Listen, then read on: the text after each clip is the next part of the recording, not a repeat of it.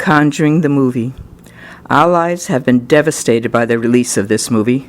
The movie industry and all involved never bothered to consider the consequences to us, never told us that the movie was going to be made and that how it may affect our lives.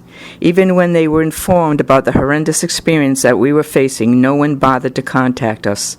I am the current owner of the farm where the Perrons lived during the alleged events of the 1970s, when the Warrens also became involved with the family.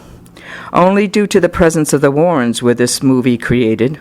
When I discovered the Perrons' name and the name of the town was used, I was infuriating.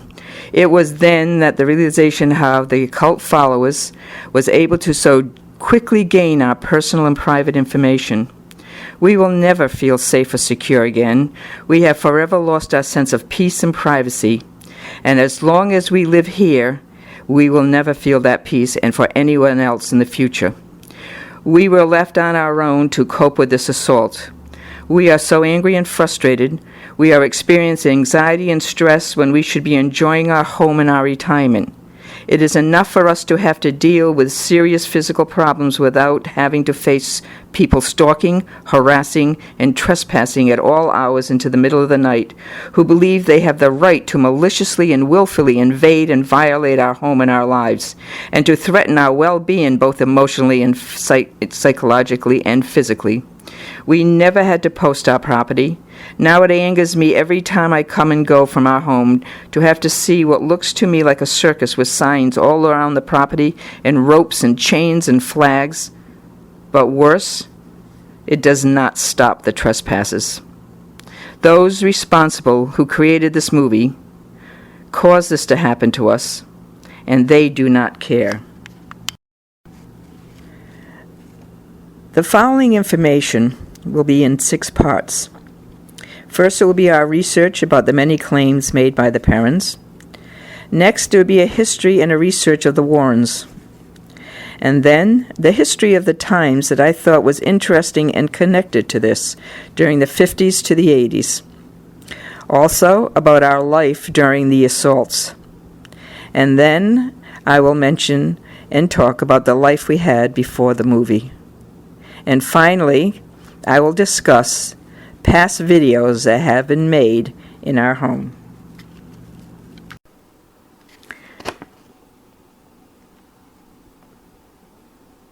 The movie The Conjuring is complete fiction.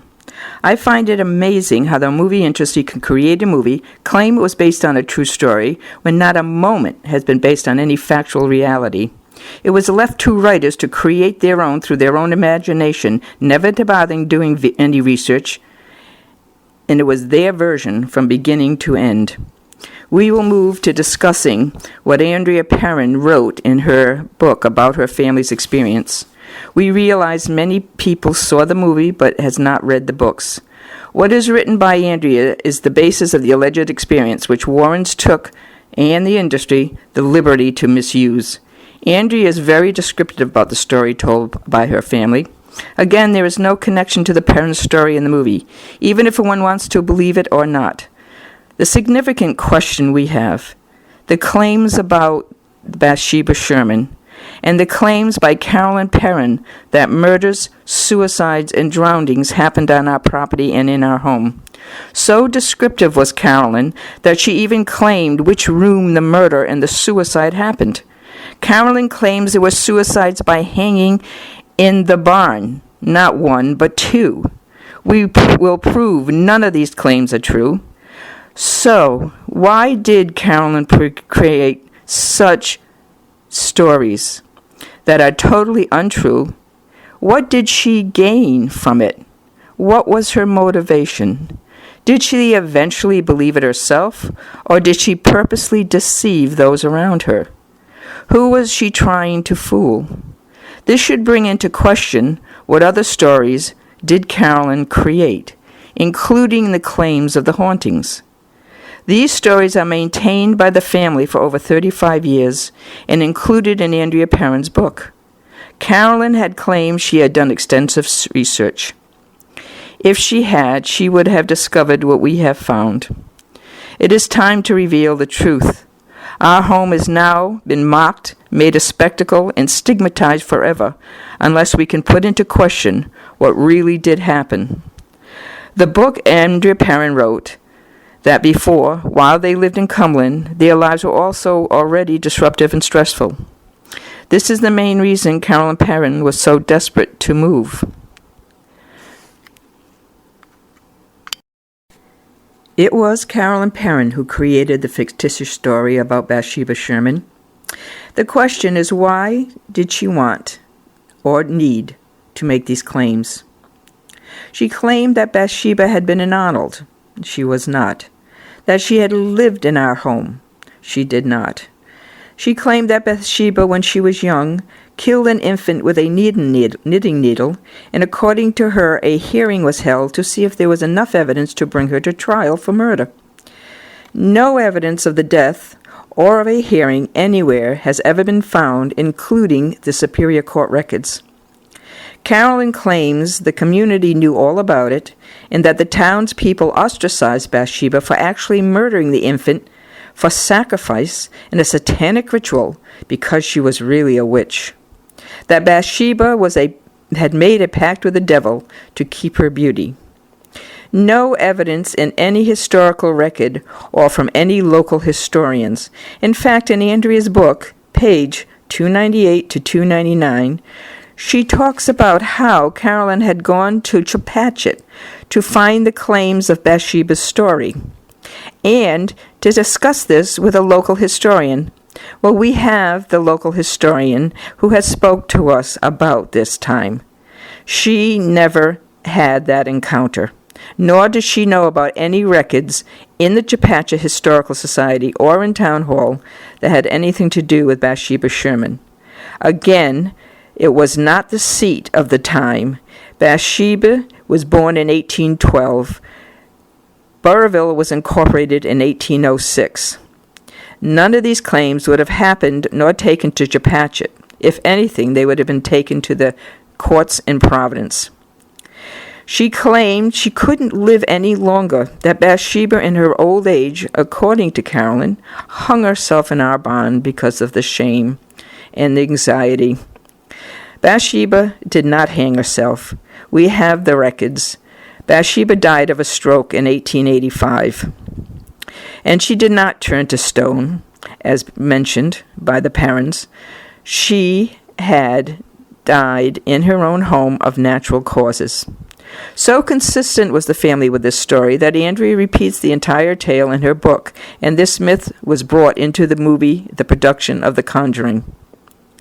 Lorraine Warren confirms, according to Andrea, that she could see, psychically, that Bathsheba had made a pact with the devil, causing a demon possession within the home.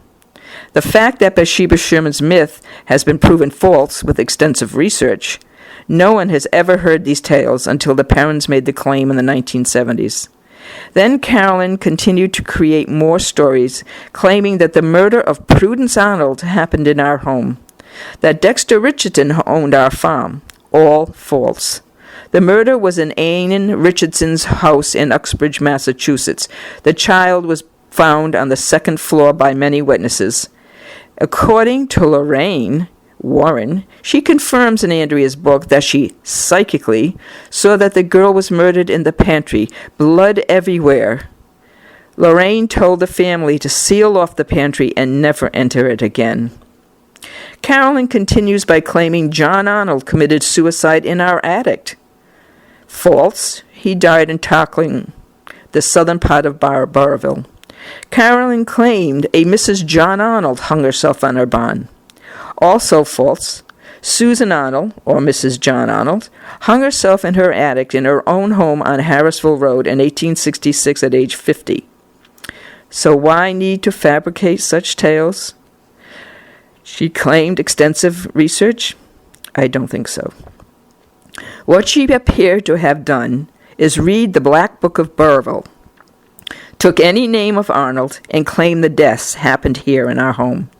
She also adds a father and son ghost named Baker Boys were haunting, then because they drowned on our property.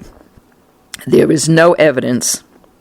There has never been a suicide, murder, or drowning on our property, even beyond the parents claimed.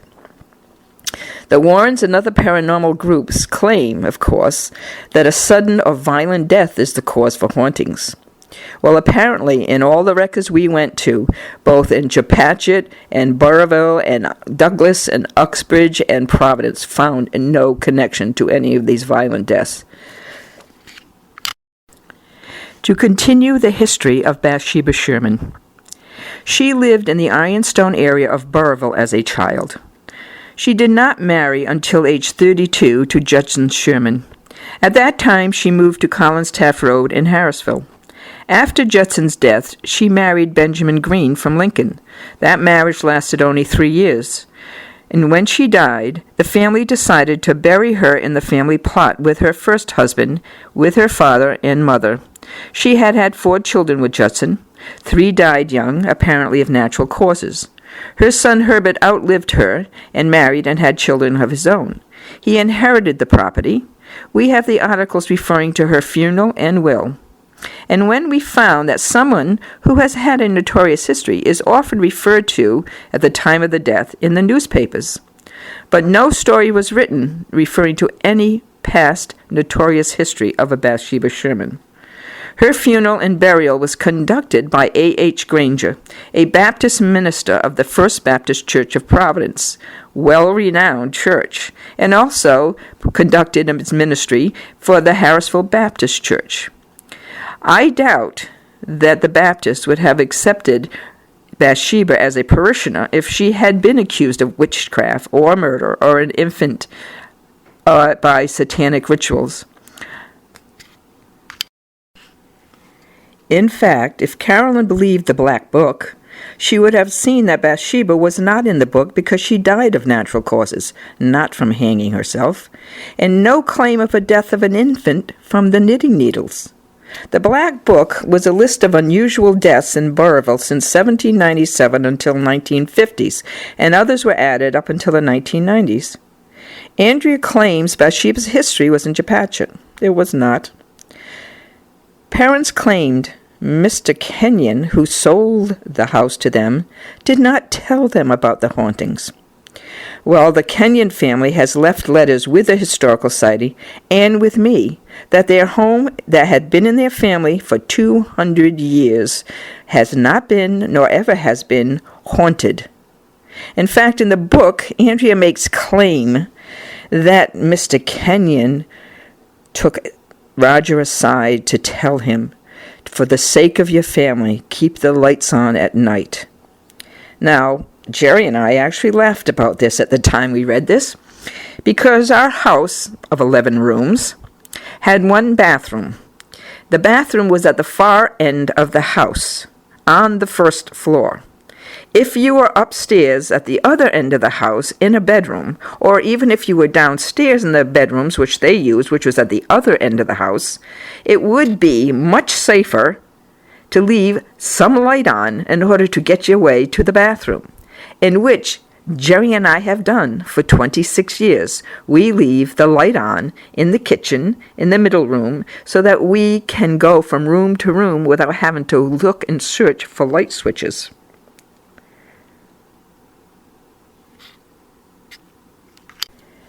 There are other names, 2 particularly, that had unusual deaths connected to the farm. One was Edward Arnold, an original homeowner in the 1850s. He had turned over the farm to his daughter Abigail Butterworth in the late 1800s. He was found frozen to death near Sherman Farm Road in 1903. Apparently, he had taken a trolley so far and began to walk. He either passed out or fell asleep against a stone wall and froze to death. His body was not found for about 3 months. Then there's another case. This case was of Jarvis Smith, who was found frozen to death in a shed on the farm down by the power lines far from the home. But it was on the road and on its way from Shang Bailey's barroom. Apparently he had been drinking, sought refuge in the shed, fell asleep, and then died. This was in 1901. But the interesting thing of Jarvis's story is that in his newspaper article, It also referred not only about his death, but of a notorious history. He had been accused of a murder, but was not found responsible. But why I mention this is because, again, I refer to people who have had a notorious history. They would also mention that history along with the death. I also want to mention in this video, she mentioned that Dexter Richardson owned the house. And as I have proven in all my information, Dexter Richard never owned this property and did not live here. And the reason she put that in the video is to try to emphasize the murder of the Prudence Arnold that I have also dispelled, that never happened here.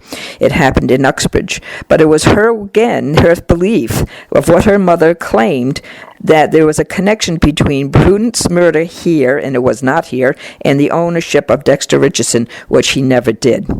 The other thing I want to mention, which I discovered when we were doing research, is I had forgotten that in 1997, the Providence Journal had come to Burrillville and asked the local historian for any stories about local hauntings.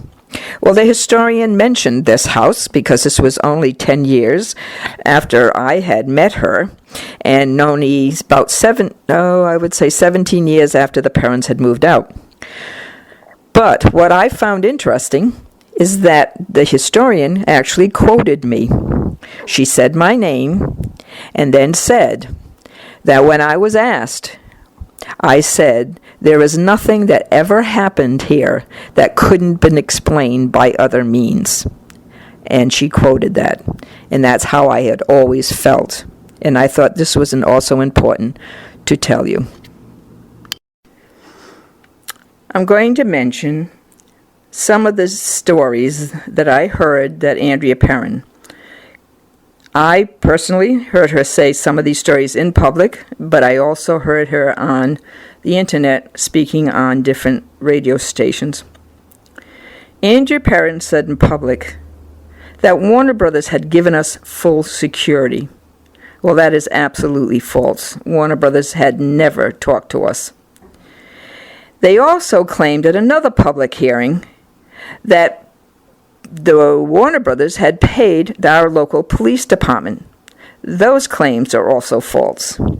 I was also told originally by her that her and her family had nothing to do with the upcoming movie. She told me it was a movie based on the Warren files, that it was based on only what Lorraine Warren had to say, and she and her family had nothing to do with it. That some B-movie producer was making the film, and it was going to be some rigged film. That's all I ever heard until the movie actually was coming out into public. That's when I, of course, heard that her name and her family likeness and the fact Harrisville, Rhode Island was going to be mentioned. And it's when I really got upset. And I actually had to call Andrea and explained to her how angry I was.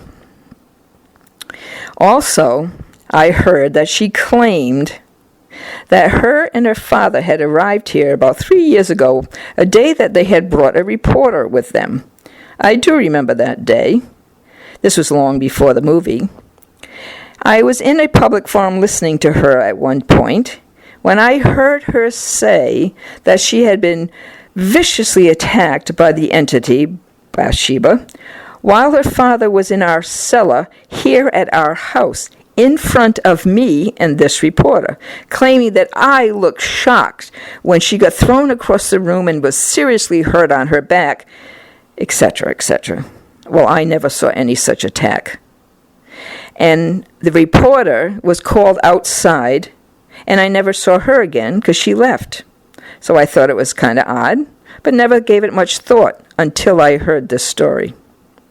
I was so infuriated. It was right at the week that movie was coming out.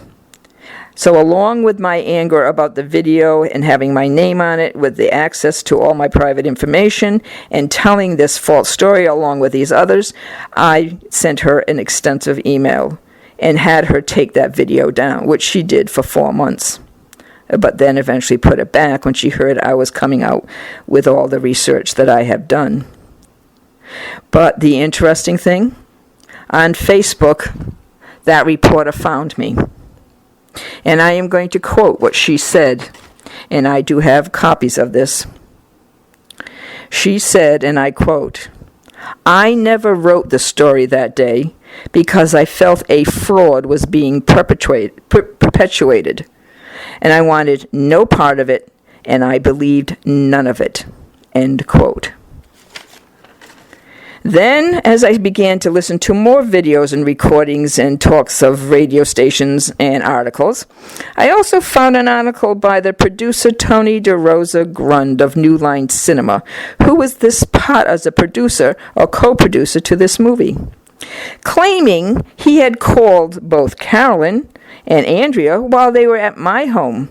Carolyn has never come here since I've owned the home. But he claimed that he heard, while speaking to them on the phone, that dishes were crashing to the floor because the parents' presence had caused the entity to become angry and used my name in the article. That made me extremely angry. Andrea did not mention the name Tony DeRosa Grund until she was in my house on July 23rd, when she made the last visit here, right after we had seen the movie 2 days earlier. Had I heard her mention that name before, I would have instantly realized she was connected to this movie. Because Tony DeRosa Grund had actually spoken to Andrea 6-7 years ago, talking about wanting to produce a movie. I had never heard of him or his studio. But whatever they were supposed to be doing, her writing a screenplay, that's what she told me, it all fell apart. Apparently he never paid her, and supposedly that was the story, and that he never got funding to do any movie. I never realized he was connected. And like I said, had I known, I would have absolutely known that Andrea was connected. Andrea said, as I was listening, even though she told me she had nothing to do with this movie, I heard her several times in interviews say she has had a contract with the studio for 4 years, knowing that her name would be on that movie, yet she never told me. There are many other stories that she's put out. Even simple stories like, I have invited her over and over again to stay over at our home, and she could never do it because she could never spend a night here. I have never asked her ever to sleep over here. The other statement I heard, when she spoke to a small group, the people there called me to inform me that Andrea told the group that while I had child care here, a child, an infant, continuously levitated out of a crib, and I would continuously find it on the floor. I was very, very upset about that. And then on one of the videos she did, she claimed that Jerry, who was so frightened of his study, had never been in it for years. And I absolutely defended that she, obviously, his study is his most favorite place. And then I began to get suspicious. Was she also telling this story in public?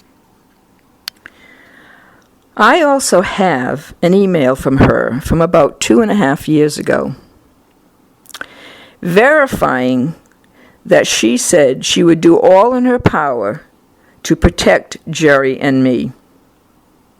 When somebody had been at our house who had put things on the internet and that had to be taken down. And she was all for protecting our privacy. Yet, that did not happen. It's also interesting to mention, several times Andrea mentioned in her book a Mr. McKeechan. On interviews, when asked about him, she said that she never used his real name because she never got permission from the family. Well, interesting enough, we know who Mr. McKeechan really is, and we have spoken to a family member. So we are aware, so that any story that was coming out from the story, whether or not Mr. McKeechan was one of those who talked about Bathsheba, according to the family, they never heard any story about Bathsheba Sherman. I also want to mention that in 1997, there was an article in the Providence Journal. The historian from Burrillville at that time was approached by a journalist asking about any haunted stories at the time. She went over some of the story about this house and another story that was famous. Interesting enough, it was called Laura Sherman. For a while, we always wondered whether there was some connection of the parents mixing the story about Laura Sherman myth with Bathsheba Sherman, like claims that Bathsheba was never buried in consecrated ground, that she's buried in our backyard. Well, interesting, when we first moved in, my daughter, who was a teenager, when she was in school, this would, of course, only been 7 years after the parents moved out. These kids actually said to my daughter, "Do you know that you have the Sherman buried in your backyard?" But they said it was Laura's grave. But Laura's grave is actually up in Buck Hill, not anywhere near this area. So the confusion, whether it was the parents or the townspeople, the interesting that these two myths somehow were mixed. I'm now going to speak about claims of the Warrens. The history of the Warrens is interesting. When I began to do a thorough research, as much as I could find at the time, and I'm sure there's a lot more out there, we will start with the Amityville Horror. The book was written in 1977. It was very interested that the Warrens became involved because of the newspaper in the area who asked them to come and do an investigation. They claimed that the George Lutz family had already left when they came in to investigate. And of course, the Warrens discovered there were demons in the house. Not surprising. A next case, in the 1980s, they investigated, which became a movie called The Haunted. It was the Smurl family story. Again, I require that everybody do research if they want to find out about Warren's history. Apparently, there was a question about the Smurl's hallucinations and whether or not he had actually brain lesion. The next one that became quite famous, made for TV, is The Haunting in Connecticut. It's the Connecticut story. A book was written by them. It was written by a man named Ray Garton. It was later found that after the story was written, Ray Garton came forward and claimed he had made up the story, including claims that Ed Warren told him to fabricate the story. The Ray Garton had claimed that he had tried to get information from the family, but no one had a similar story, and it was too confusing, and that's when Ed told him just to make it up. Going back to the Amityville Horror, the man who wrote the book, The Amityville Horror, Jay Anson, he also eventually came forward and confessed that a lot of it was just fabricated. But the story that I heard that was, to me, the most disturbing, a book written by the Warrens called Devil in Connecticut. The book claimed that Lorraine Warren found this 11-year-old boy to have been possessed by 42 demons. Several exorcisms supposedly was performed on this child. Apparently, I don't know, it doesn't say whether or not he ever really got psychological attention. But as the boy grew up, his name is David Gladzel, he discovered in 2006 there was talk of the book that they wrote, the Warrens, The Devil in Connecticut, to be republished because there was a possibility of a movie being made. Well, David and Carl Gladzel got together, the two brothers, as adults, and sued Lorraine Warren in 2007. The other lawsuit that we had heard about, not pertaining necessarily to the Warrens, but it was filed by the Cromarty family, who moved into the Amityville house after the Lutzes had left. And due to the continuous harassment of thrill seekers, sued Jay Anson and George Lutz because of the thrill seekers and won the case, because it was heard by then that Jay Anson said it was a made-up story. And if anybody is going to research or would like to look up more information about the David Gladzel story, There was a great writing from a man called Frank Richards. He did a series about the horrors of the Glatzel's life. And because of the Warrens had claimed this, he suffered greatly, both in his town. He never graduated high school. And this is why I'm very concerned when this type of investigative nonsense can happen. This can hurt and destroy people's life.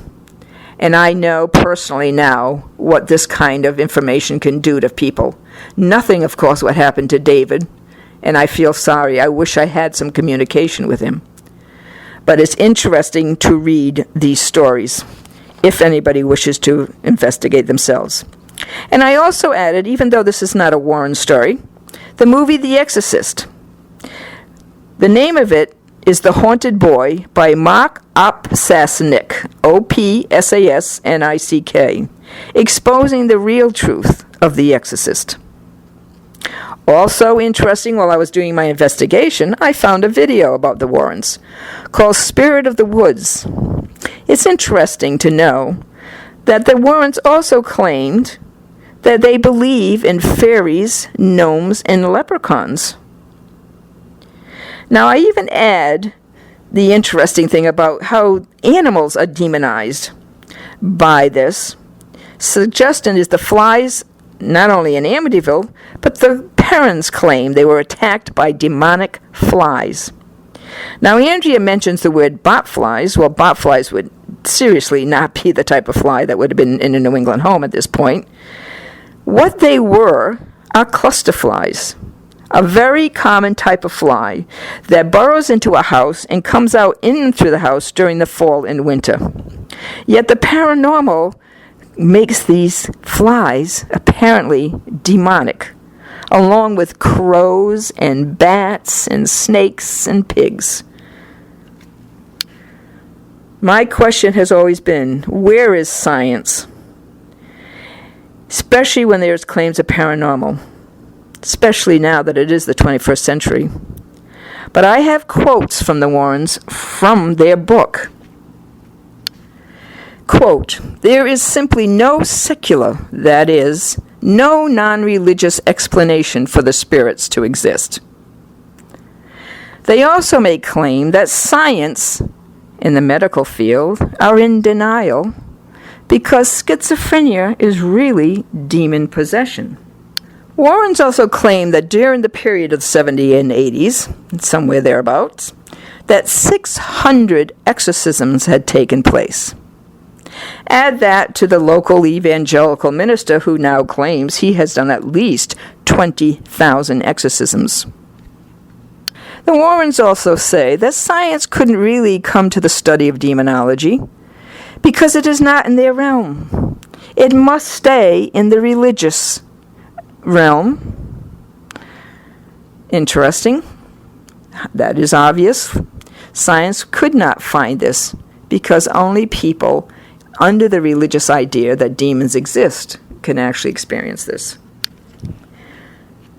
Scientists, according to, again, the Warrens in their book, scientists rule out the existence of spirits entirely. The medical establishment tends to see the subject as either an illusion or psychosis. Academics conceive of demons as only as fantasy. Only the religious establishment can give credence to the notion of the demonic in high theology. A final note. It is interesting how the Warrens in their book make several claims. One I think is interesting where he quotes, "People just cling to psychology." Well, I just thought I'd add this. Because of the past where people believed demon possessions, of course when people had delusions or a psychosis, they quite often in past years, because of the religious connection, would believe that the voices were either the devil or a god. And that's how it had been for many, many generations. But interesting enough, if we just choose to look at psychology, back in the 50s, things began to change. And what some of the psychosis was, claims to be aliens or spies. And if you remember, that was quite popular in the early 50s and 60s.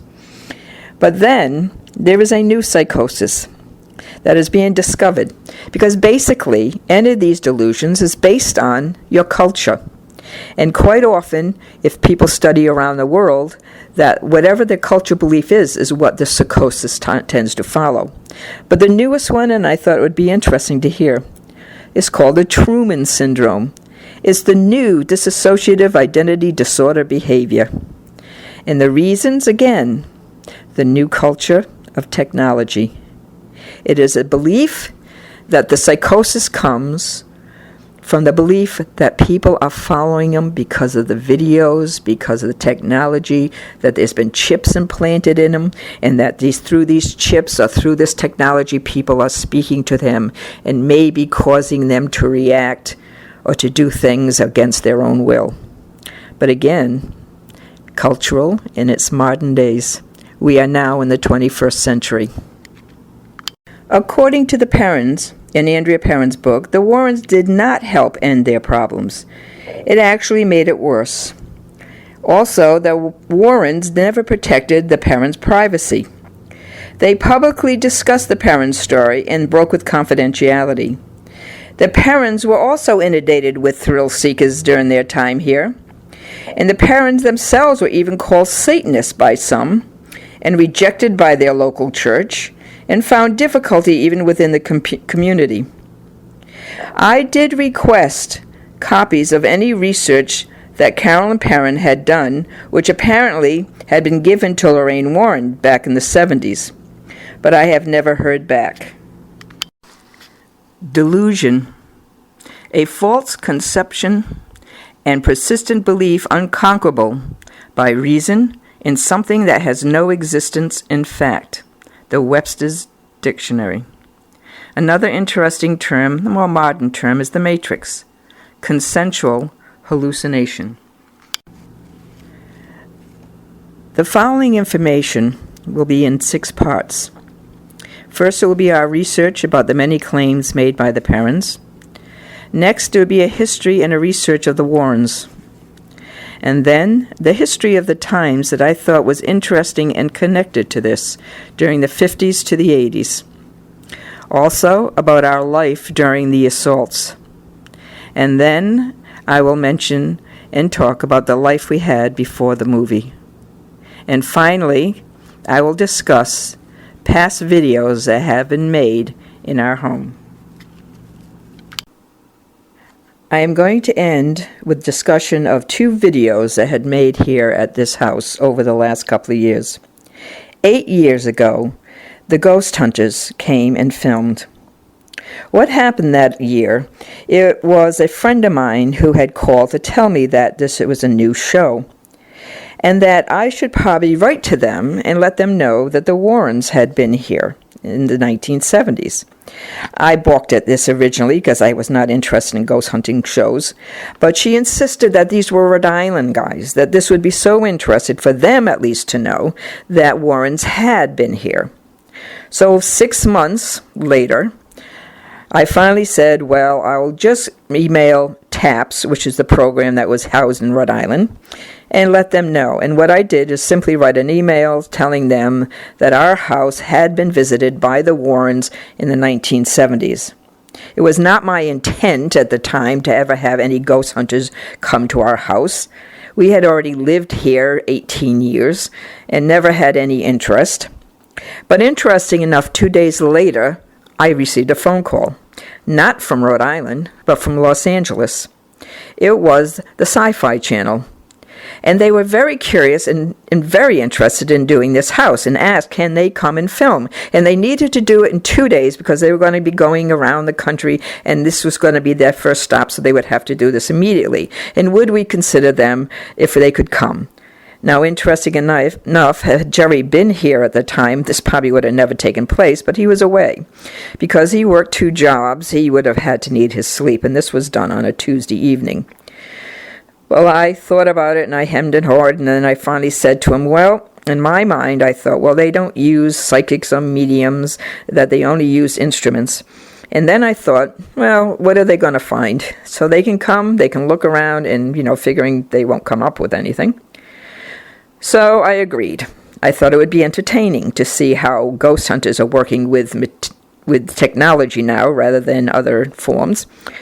So they arrived a day before the shooting, and 2 women came in and had talked to me, had looked around the house, asked different information like where was a local restaurant. And then they said to me, well, did you ever have any information or anything to experience? So I said to them what we had said in the first 2 or 3 years that living in the house, because every sound we would hear, because we were told this is an alleged haunted house, we would joke about sounds that we would just say, well, what do you think? Do you think this could be ghost? In fact, I knew nothing of the actual or original story, other than that we were told by the realtor it was an alleged haunted house, and that what we got from townspeople I assumed was just gossip or not real knowledge at all.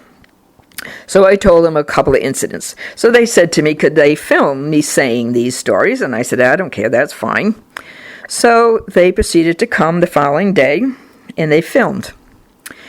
And of course, I am not told what they supposedly discovered until 2 months later when they come for the reveal. Now, anybody who had seen this film would have seen when they revealed what they had found on their computer. I never said anything. I just watched. Because in my mind, I was actually surprised. Because here I am with cameras on me, watching them having an experience that we had not had for 15 years.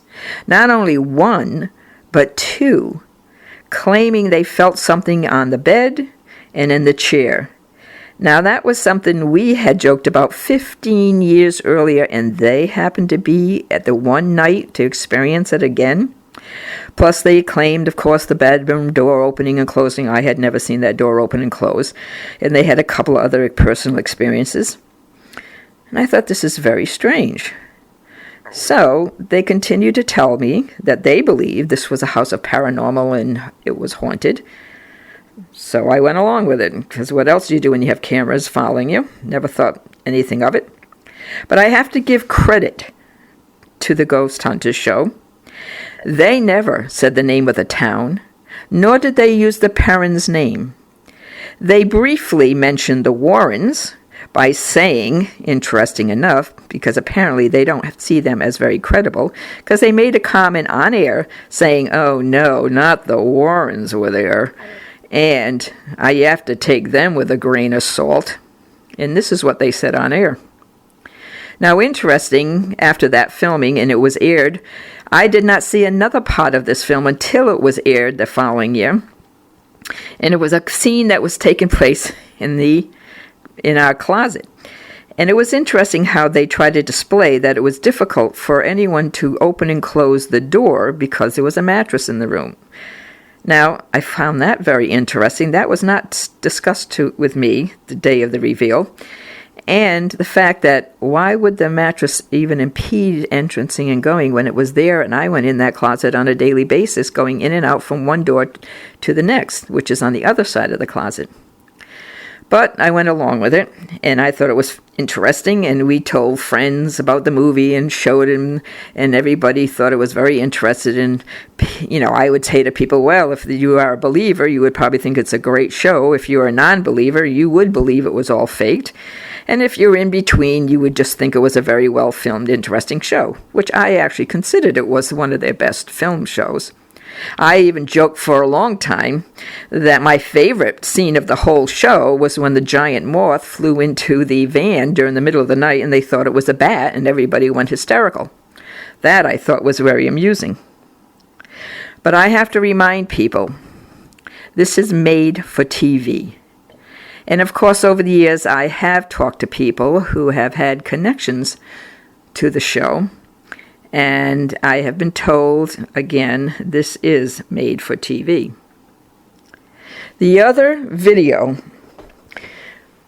which had aired last year, Andrea Perron, again, I had mentioned, had never told me she was connected to this movie. I had given her photos of the house for a while so she could put them in her book, and that's what I had agreed to. I had never agreed to anything else publicly. And over the years, we had had conversations here and there. She knew that I was never totally convinced there was such thing as a ghost. In fact, we had conversations about science and how I was connected to science based on my psychological background and in counseling. And I even had conversations about quantum physics with her, and even saying that if I were to believe anything, it might be in the eventual theory of string theory. And that I definitely never believed in demons and devils and all those, the other religious icons. I had no interest at all in religious belief. She knew that, and I knew she knew that. And I had also told her that the stories that I had told were in the beginning, in the first 3 or 4 years, when this was so novel to say that it was an alleged haunted house. And she knew that over the years. Well, when she came to me, well before the movie, and asked if she could do a video for her personal, I thought was for her personal use, her father filmed it. And I have to be honest, I am not a technological person. My computer is 13 years old, and I only got an iPad last year because my children gave it to me. I have no knowledge of having used any social media. In fact, I never used Facebook until the movie came out in July, in which I had to make a criticism of it at the time. Now, at this point, when Andrea came to me, she asked if she could do a film, and that she just wanted me to talk about all those stories I had originally talked about in the beginning years. So I agreed, thinking this was for her personal use. Again, never knowing or even involved with social media did I think of this going on the internet. Nor did I have any connection to this movie. As like I say, she said she had no connection. It wasn't even in my mind. So when we talked, and I explained the stories as I had before, I didn't emphasize a lot of things that I actually said in the video. But when I saw comments, I realized people also didn't notice. Because if you are a believer, you will see the parts you want to believe in. If you are a skeptic, you will see the parts that I mentioned that were sounding skeptical. And I did see that in comments from one extreme to another. And I will explain here for those who had seen the video. When I began, I said, in the early years, and then I said 4.5 minutes into the film, that I come from the mind of science. Now, I didn't emphasize that because Andrea already knew what I meant by that. Halfway through, you heard me say also that as we joked about, or jokingly, we said, and then another part about 3/4 of the way through, I said, I never jumped to conclusion about these things. I also got very annoyed, and people will see how annoyed I was, when Andrea made a comment that Aunt Jerry feared the study and had never gone back. Well, that would have meant 23 years of him not being in his most favorite place. And I went after her right away about that was ridiculous. And, why would she even think we feared anything in this house? Because in my mind, she knew what I said. I never claimed for sure these were ghosts, nor did I ever claim I believed in ghosts or the supernatural or the paranormal.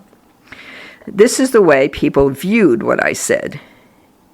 And then what happened after that is I didn't even realize that Andrea had put it on YouTube. It wasn't until the following year that my daughter actually had someone tell her they had seen it. And this was just prior to my having the back problem. It didn't even dawn on me what this even meant. Because Andrea had said she wasn't involved in the movie, I never even connected that her name would have any connection. So what happened in July, when I had my new iPad and was able to review all the videos, I realized that this video had been put up with my name on it. It wasn't the content I was concerned about. It was the fact she put my name on it. And when I saw that they were thousands, in fact, the first time my daughter called me, she said she saw 45,000 hits. Then we started to see even more than that. It was at that point, at the end of July, I became infuriated by this. And the fact, as I had said before, she had claimed to always have to protect our privacy. Well, why would she put a film up with my name on it, knowing that her name was going to be on the movie, which immediately linked her name to my name. Then I realized this is why probably so much of the public got my name so quickly. Well, I emailed her immediately that July. This was shortly after the film. And I said to her, you better take that film down right now. It is because of that film I believe my name is gone so viral. And she did. I gave her credit for that. She took it down. And it was down for 4.5 months.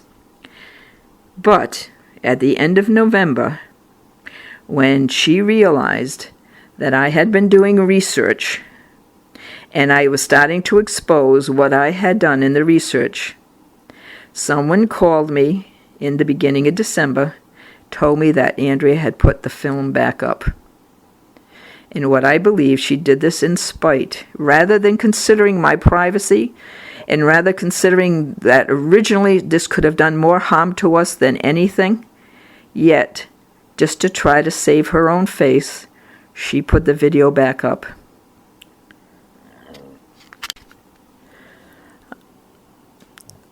I had been struggling with back pain since the retirement. As of December, I developed severe nerve pain and was waiting for an injection, but it did not work. I could hardly walk by February and I collapsed. I was taken by ambulance to the hospital. I was told there was no other choice but to have spinal surgery. I spent 8 days in the hospital, 2 weeks in rehab, and several weeks at home learning to walk again. My daughter came to care for me, and in May I spent the month with her. I am telling you this because I want people to realize the movie was not on my mind at all. I had far more pressing issues to deal with. It was the first day I was home when I saw a car come down the driveway next to my car. I assumed the two people were coming to the door. But when that did not happen, I looked out the window and I saw them walking the property and taking photos. They get back into their car and drove away without ever asking for permission. It was that day that I felt I had been invaded. I was furious, angry that we would have to post our property for the first time in 25 years. The posting, no matter how many signs, meant nothing. We began to witness cars arriving up front day after day, pointing out the house. They were blocking traffic. I called the police. The neighbors were calling the police. Strangers parking in their driveway, driving down our driveway to take photos, even with the signs there, and they drove past it, or they walked past it to take pictures. I had to continue going in and out, make them go away, and when I should be recovering instead of risking my health. It was one of these days when several neighbors were up front with the police, and I went up to speak to them, that I discovered from a neighbor that they had seen on our property people with flashlights after midnight. It was then I realized it was even worse. Now our anxiety grew, knowing that they had absolutely no respect for us, as if they felt they had the right to trespass, as if this was public property for their own bidding to do what they wanted. We began watching the windows. We realized that cars were parked behind our barn that were waiting for us to turn our lights off and then trespassed, as if they were stalking.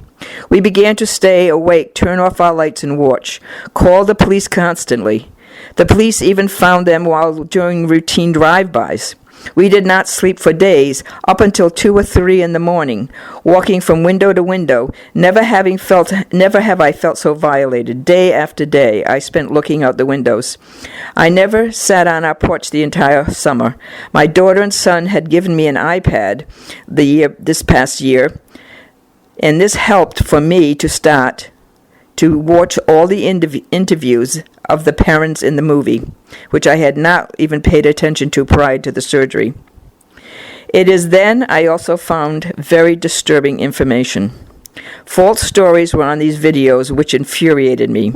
Because my name became public knowledge, that our address was everywhere on the internet. My voter registration, my private phone number and email, another information with addresses as well as our acreage, our signs, our names. Someone had researched even our town files. Google Earth with photos and address. But worst, I found people trespassing, filming, and going by our no trespassing signs walking on our property, then claiming they will be back at night, and then putting these films on YouTube. Our coming At worst, and made most mockery of our home, was a person filming the no trespassing signs, walking past them to the house, placing the doll from the movie with a scream and the words "gotcha." Now over 600,000 hits. Threats and comments to do harm to our property. Several friends did their best to try and get some of the sites taken down, but they could not get every intrusion. At this point, our name and address was posted by thousands of people. We had harassing phone calls in the middle of the night. We found our metal fencing had been torn down several times. We put up a chain and ropes to prevent people driving on our driveway. We did not get any sleep until some friends volunteered to sit in their cars in the driveway up till 3 in the morning, calling the police when they saw people coming. Only then did we feel we could sleep. And even then, if we heard sounds, we would get up. One night when police were at the barn taking down license numbers and names of the offenders, we saw others with flashlights at the other end of the property. One night we came home late, found our chain and rope taken down, and another time our rope was cut. That to me is just malicious intent to make us feel threatened. Weather was not a deterrent either, no matter how much rain or in the months of December or January with freezing temperatures and snow. A group of teens near our sheds in pouring rain. We saw people at midnight at 9 degrees. At Christmas during the school vacation, tire tracks in the snow. I even had a physical confrontation with a man who refused to leave, who had brought along his 7-year-old child, and then confronted me, and others who refused and yelled at us. We saw dirt bikes coming from behind our property from the back trails. At first, there were many, many people who others thought were just local, but we were writing down license plates, and this is what we recorded. This is what we did see. New York, New Jersey, Pennsylvania, Delaware, Minnesota, Utah, New Hampshire, Florida, North Carolina, many Mass and many Connecticut plates. Our neighbors were as helpful as they could be. If they heard noises at night, they would yell and say they were calling the police. Across the street, there were teenagers who were doing their best to send people away during the day and night. One young man told us a group had a crowbar, and another group had actually threatened him. We found a file on the property, cigarette butts near our barn, even a battery as if a flashlight had fallen. Our rail fence next to our house was down as if someone was trying to look in the window. A person who lived down the street said he was having people in his driveway because they thought his house was the one in the movie. One day, Jerry, who has a heart condition, was walking towards our mailbox when a car from behind him blew its horn continuously, so frightening Jerry that he thought the car was going to hit him. He became extremely agitated. Then he became angry when he realized the person was doing this on purpose just to frighten him. We found people opening our mailbox. Our postman was stopped daily and questioned. People going into the local post office asking questions. Where was the house? Going to the library and in restaurants bragging that they had either been here or asking where the house was. It was a constant theme in town. I could not go locally without people asking me about it, or I would have hear conversations about our home. I avoided going to local places for several months, but it was in September when I realized just how draining this had become for me. I was becoming obsessed with watching the windows. I could not even watch TV or read or even enjoy our outdoors. It was then I decided I could not stop the invasion, and it was so emotionally affecting me that I had to do something change. So I realized I no longer could enjoy even my own home. So I decided to leave every day. Even then, when I returned, I would find cars out in the front. I found older people felt I should engage with them about the house and story. I found this annoying, except that I would tell them how their presence was considered stalking and harassment. Then they might apologize and, of course, say they never considered this before they came. Younger people often just ran off if I came out. Again, I cannot emphasize enough the insensitivity of the movie industry and all involved, who to this day has never publicly or privately made an effort.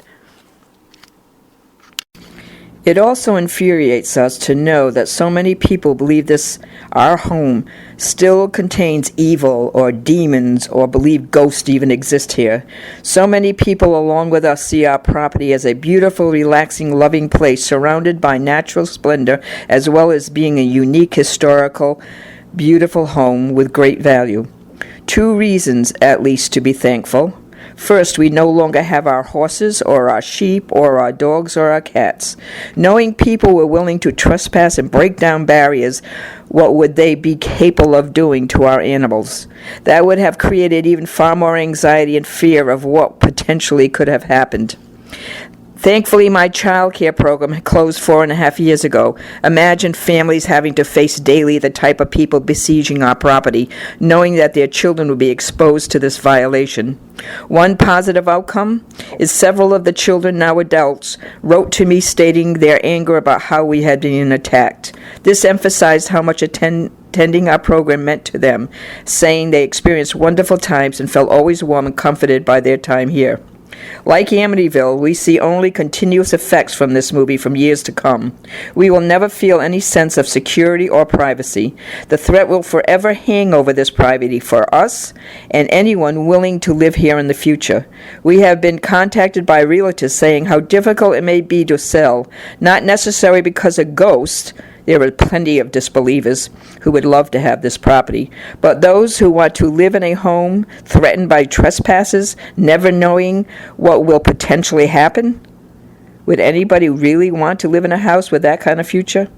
If we had a choice, we would donate our home to an historical society for preservation, and who would agree never to allow that ghost hunters to use our property ever again, just to continuously to create a spectacle connecting to this movie. The cover of Time magazine, April 1966, Is God Dead? Secular groups pushing for the separation of church and state, beginnings of fear of secular intellectuals with a new reality of human wisdom. We need to look earlier, when in the 1950s we were praising our advancements in science, encouraging students to be scientists. America, pushed after Russian Sputnik, makes great advancement in the ability for space travel. America had to catch up to this new technology. Prior to 1950, evolution was not taught in schools. After such court cases as Scopes' trial in 1925, but by 1950, evolution became accepted by the general public, yet America begins to fear anti-religious communism, with a totalitarian fascist takeover of certain countries. So feared this new godliness focused on by McCarthyism, so that by the 1960s to 70s, with the decade of turmoil, it became painful for many who felt this stripped away their sense of connectedness. This has been embedded by religion for thousands of years. This along with America's identity with patriotism and nationalism. Even immigrants in America who did not fit could find connection in their religious groups. Churches act like community centers when none other exist. For some gives a sense of community and belonging.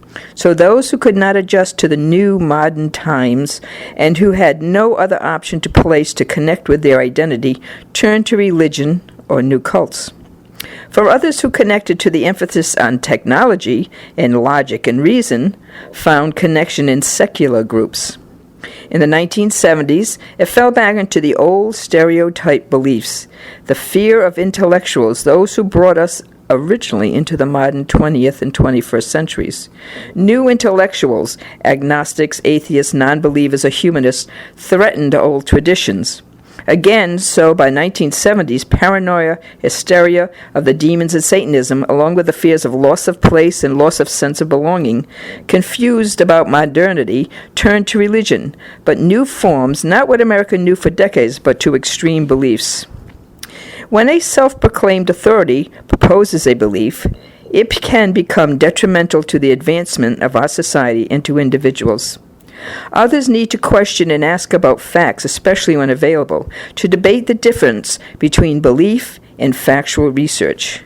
We need to look closely at statements, like, for instance, you may in time forget about the story which is now applicable to your life, but is applicable to someone and should not be forgotten. Like all minorities who have been imposed upon, at least respect what they had to be endured.